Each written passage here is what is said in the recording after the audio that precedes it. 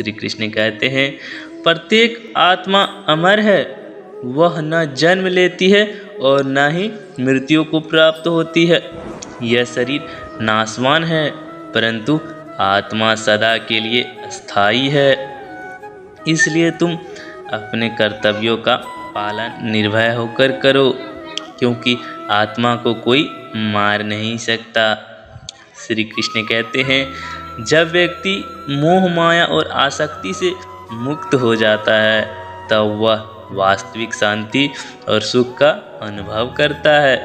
जो व्यक्ति समभाव में जीता है, वह न किसी लाभ में खुशी महसूस करता है, न किसी हानि में दुखी होता है। श्री कृष्ण कहते हैं, सभी प्राणियों के प्रति प्रेम और करुणा का भाव रखना ही सच्चा धर्म है।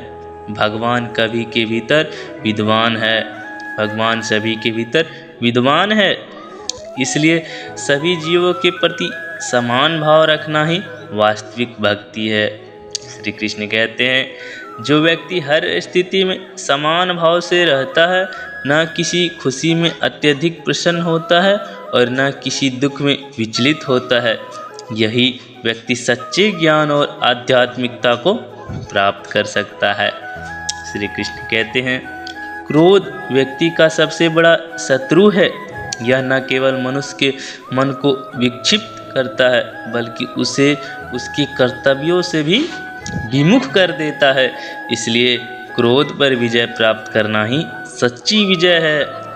श्री कृष्ण कहते हैं, अपने कर्मों का फल भगवान पर छोड़ दो, क्योंकि हर घटना का कोई ना कोई कारण होता है। हर क्रिया का एक परिणाम होता है, परंतु यह हमारे नियंत्रण में नहीं है।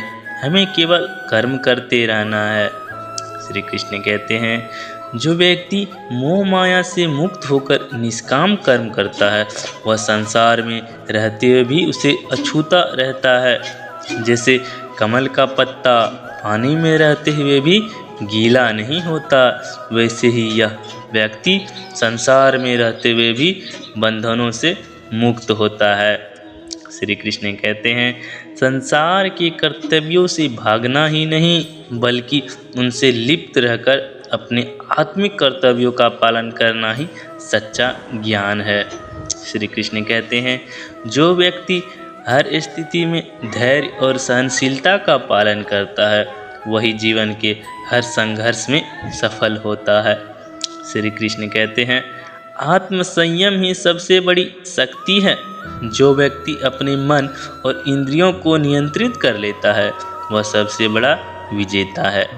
श्री कृष्ण कहते हैं, वह व्यक्ति महान है जो न केवल अपने लिए जीता है, बल्कि दूसरों की सेवा और भलाई में अपना जीवन समर्पित करता है।